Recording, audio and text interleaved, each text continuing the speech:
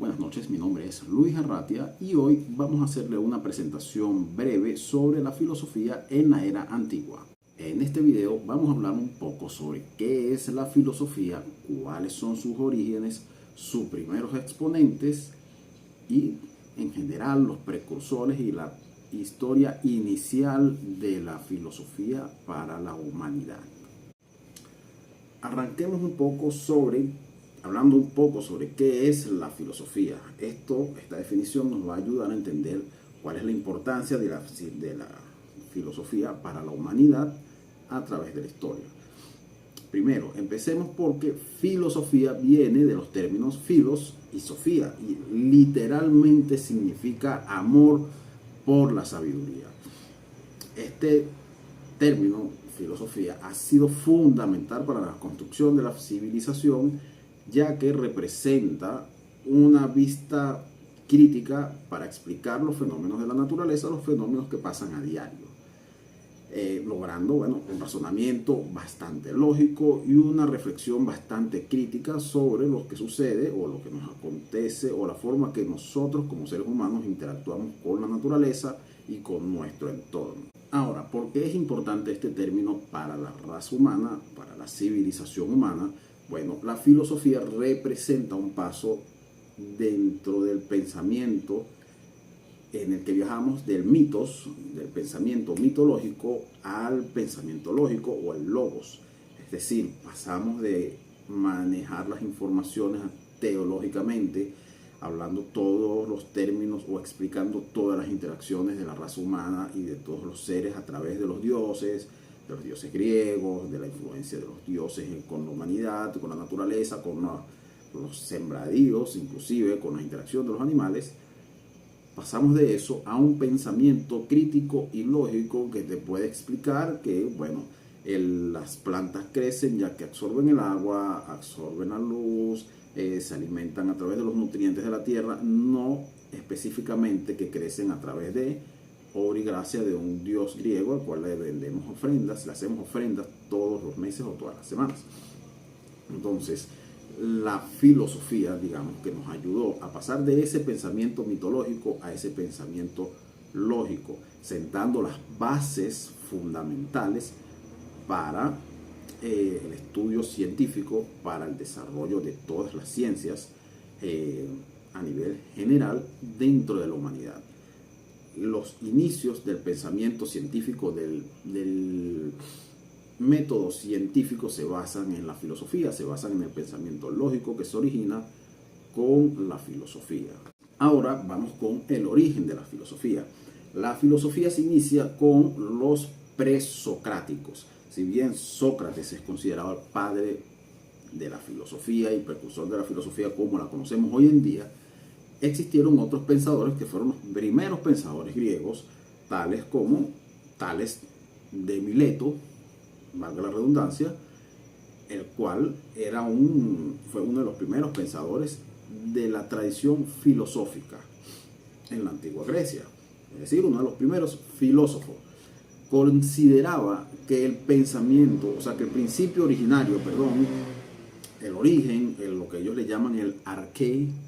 que es otro término griego que se refiere al principio, al origen de las cosas, era el agua. O sea, el pensamiento de él se basaba en que todo nacía a partir del agua. Bastante lógico, ya que, si conocemos las interacciones que tiene el agua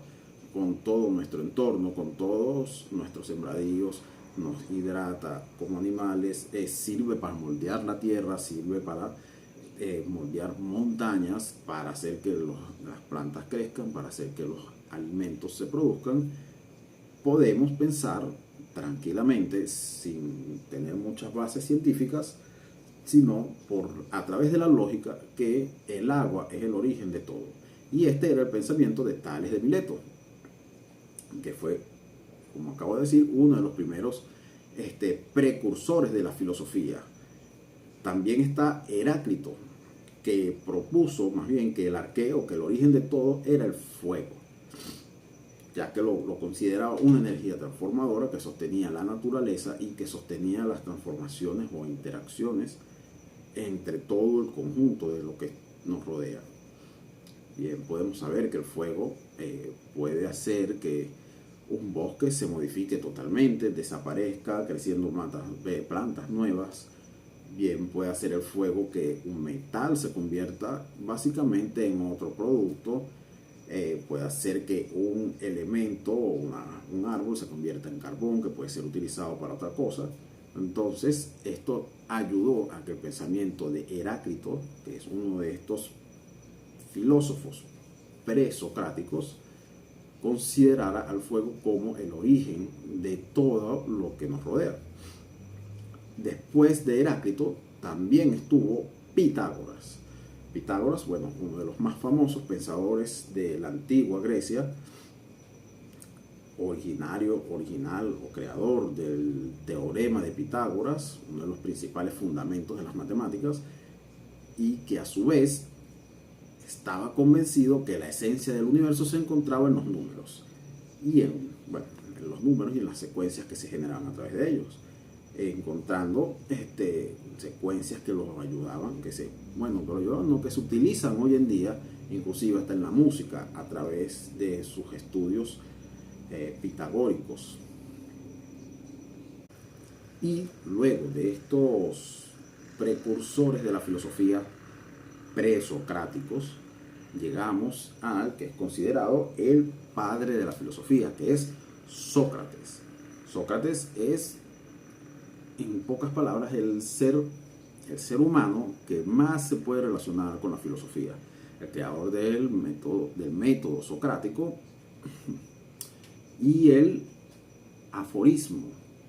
clave, que es básicamente el conócete a ti mismo. Sócrates era una persona muy crítica y él basaba su pensamiento en realizar preguntas críticas, en consultar todo, en preguntar todo, en buscar el porqué de todas las cosas y a través de ese montón de preguntas lograr llegar hacia una verdad universal. Luego de Sócrates vino quizás la segunda persona más reconocida como en el mundo de la filosofía, que viene siendo Platón. En estos orígenes de las filosofías, él digamos que fue el creador de la primera academia de filosofía formalmente hecha. Inclusive en la época del establecimiento de la República Griega, llegó a recomendar que los gobernantes fueran filósofos, ya que eran los únicos que a través de sus estudios, su pensamiento lógico, iban a buscar llevar o guiar a la sociedad hacia un bien común y no iban a estarse desviando por caminos incorrectos. Y ya como por último de estos precursores, por así decirlo, de la filosofía, ya no presocráticos, sino ya después de Sócrates, viene el conocido Aristóteles, discípulo de Platón y quizás más conocido por ser el tutor de Alejandro Magno, ese gran conquistador griego que llegó a dominar gran parte del mundo. Fue considerado como el fundador de la lógica formal,